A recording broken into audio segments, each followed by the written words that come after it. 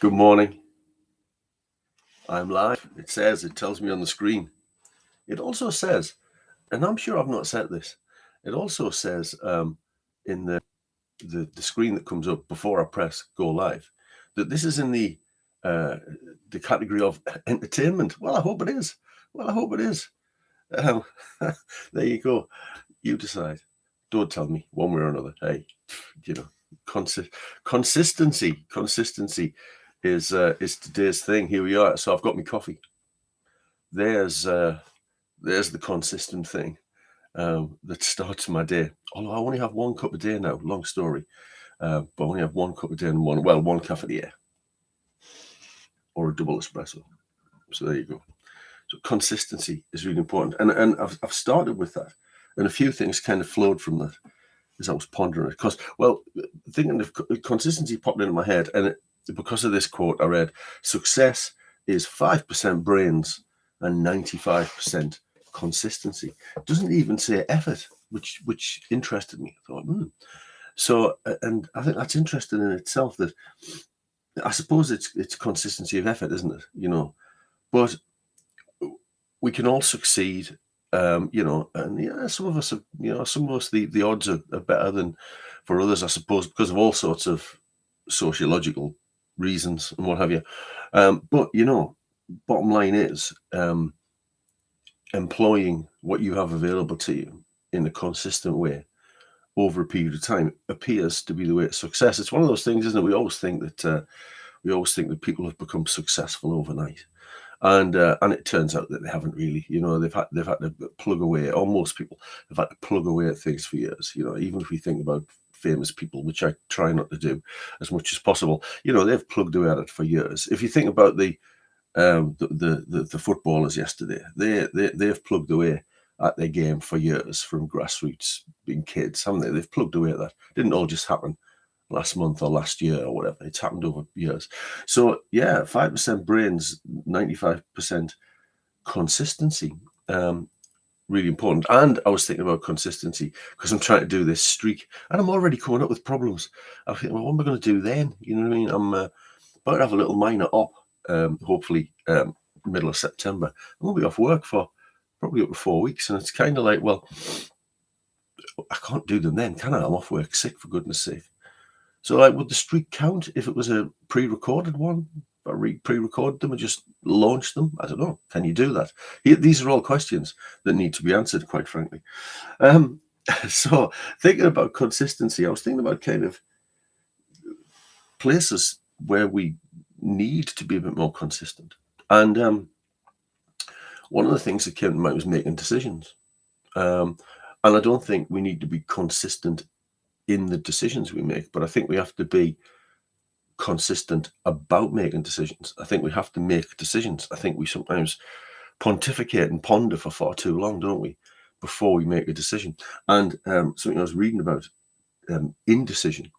Indecision is highly correlated with low mood and depression. So people who fail to make decisions, I would imagine, and I don't know because I didn't read a great deal about this, but I would imagine, because these things constantly play on your mind, don't you? You ruminate, don't you? You're ruminating over these things. And if we're making a decision about something in the future and we're ruminating on that constantly, then it's gonna well, first of all, it's gonna take our minds away from being consistent with the things we should be doing. But it introduces into life uncertainty, doesn't it? And it's only something, I suppose, that I've learned as I've got older, is that if I'm trying to decide whether to do something, and one of the things that comes to mind with that is we often try to decide between doing this thing or that thing. Should I do this or this?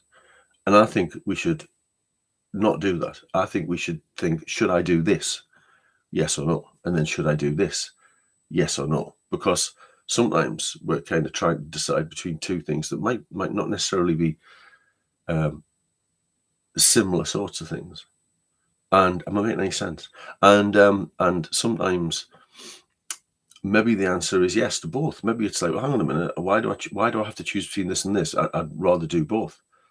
Or why am I choosing between this and this when actually the upshot of it is I don't do either? So one of the things that I've come to is you're making your decisions or one at a time things. Should I do this? Should I buy that? Should I experience that? Should I, whatever. So I think that's important. That's as a first thing. But one thing that I've come to over the years is that if I'm struggling to make a decision and about buying something or investing in something, investing time in something, or whatever it happens to be, if I'm struggling to decide whether to do it or not, I think that's a clear red flag that it's not something that I want to do. I mean, I would mull it over for a little while. I'd kind of give it time to settle. Got an opportunity to do X. Do I want to do it? I wouldn't just think, oh, well, I can't make a decision immediately. I'd maybe give it a day or two, but I wouldn't give it much longer than that these days. And I was thinking, no, I'm not feeling the yes, let's do this. So the answer must be no to whatever it is, and I think it's immaterial what it is in a sense. So making decisions is important, and making them efficiently, again, not quickly, not on a spur of the moment, but making them efficiently, not dwelling on them for too long, because of that indecision correlating with low mood. And I think one of the places where we struggle, the reason we struggle with that, I think, is because we don't like to say no, do we? And one of the reasons we don't like to say no is because we like to say yes. That seems obvious, really. But we like to say yes. We like to please people. And it's part of the fact that from an evolutionary point of view, we are designed to cooperate. And there's been lots of debate over this over the years, haven't there? In fact, going back to my social work education, now then, how long ago was that? Nearly, 26 years ago, maybe. I think I was 30 or just turned 30. So one of the first questions we were posed in a lecture was, are people built to cooperate or compete? And my position then was, well, I think we compete with each other. Yeah. Me being locked into the capitalist world, I thought, well, we compete with each other, don't we?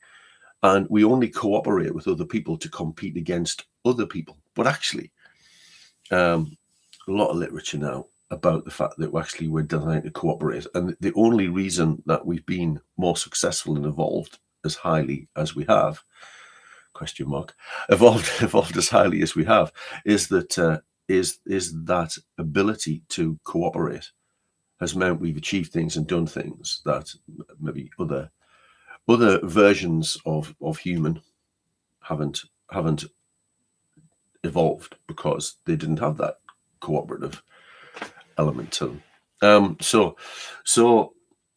one of the reasons that we find it difficult to make decisions, particularly when the decision might be, right, I've now got to say no to this person, is that we're designed to cooperate.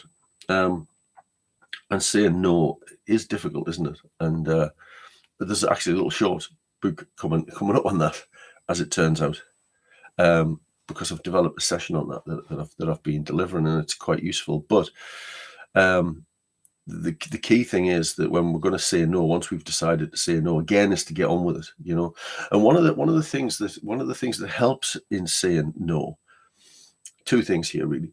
First is I've developed for myself in my own head a kind of no mindset. And I think the problem, because of the way we're engineered, is our automatic response. And we've talked, haven't we, loads of times about the fact that our automatic responses override our cognitive functions sometimes. So our automatic response is to say yes, is to cooperate. But actually, and that's nice at times. That's really good at times. It's good to help people. But at work, when we're busy and we're maybe overworked and we've got too much to do, we still have this tendency to say yes, or we say yes because that gets the person out of our face, doesn't it? You know what I mean? Somebody comes and says, can you just do this for me? Can you do this for me? Can you get involved in this group? Can you get involved in this workshop, whatever? And we just go, yeah, because we haven't got the time to think about it. And I think there's something in that about how we ask people to do things. isn't there? Something in that about that. How do we ask people? We shouldn't be asking people when they look busy or when they look, so we go, yeah, I'll do that, not a problem. And then we sit down at the desk later on that day and go, damn, now I've got that thing to do, haven't we? So develop a no mindset. Now, that doesn't mean you say no to everything. It just means your starting point is no, and then you work towards why the answer might be yes. And sometimes this can take seconds, no, I don't think so. But hang on a minute. What did you want? All right, okay. 10-minute job, that isn't it really? Yeah, go on, I'll do that then. Yeah, because I can do that this afternoon. Or it might be, can you give me time to think about that? I need some time to think about that, whether I've got the time, whether I want to be involved. Now, the ability to do that relies on an understanding of your why, your life why, your workplace why, whatever the decision relates to, So if you don't know clearly why you are doing what you are doing, from an internal position, Simon Sinek stuff again, from an internal position, if you don't know why, you don't know what your workplace why is, and mine, I've written this down and I'll probably not get it right, but my workplace why is to accumulate and disseminate knowledge. That's my workplace why. That's why I want to do the job that I do, because I want to accumulate knowledge and then tell people about it. Yeah. There are other things that come with my job I have to do. Got to get on with those things, just got to do them. But there are some things I get a choice over, or there are some things I get a choice over about how much of certain things I do, I suppose.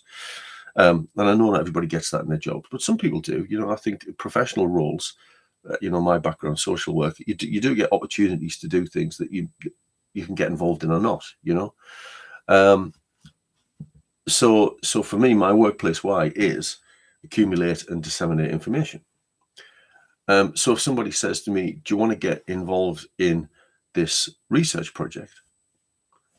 My easy answer is no, because, well, is that about accumulating and disseminating knowledge? Well, it's not. It's about creating knowledge, I would argue, research.